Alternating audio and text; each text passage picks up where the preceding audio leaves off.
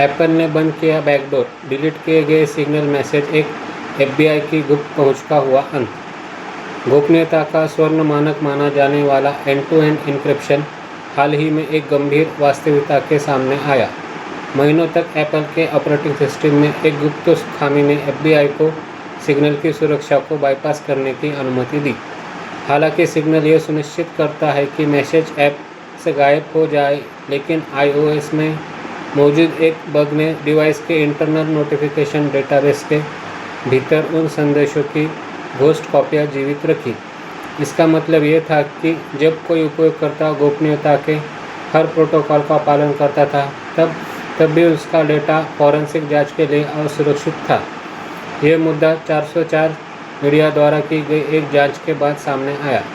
Texas के एक संघीय मामले से जुड़े अदालती दस्तावेजों से पता चला कि FBI जांचकर्ताओं ने एक आईफोन से सिग्नल संदेशों के पठनीय प्रीव्यू सफलतापूर्वक निकाल लिए। ये तब भी संभव हुआ जब प्रतिवादी ने डिसऑपरेटिंग मैसेज फीचर को इनेबल किया था और ऐप को पूरी तरह से डिलीट कर दिया था।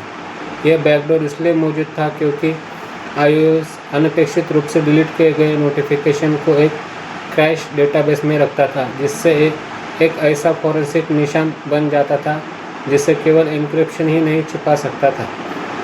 बुधवार को एप्पल ने आधिकारिक तौर पर इस बग को ठीक करने के लिए एक सुरक्षा सलाह जारी की थी।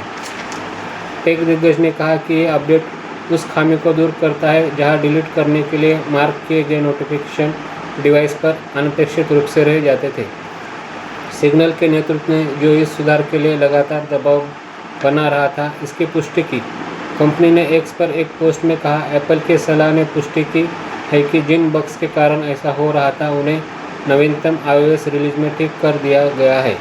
ये घटना एक गंभीर अनुस्मारक है कि एन्क्रिप्शन उतना ही मजबूत होता है जितना कि वह ऑपरेटिंग सिस्टम जिस पर वह काम करता है। उपयोगकर्ता को सलाह दी जाती है कि वे अपने iOS को तुरंत अपडेट करें ताकि ये सुनिश्चित हो सके कि उनके डिलीट किए गए संदेश वास्तव में डिलीट हो गए हैं।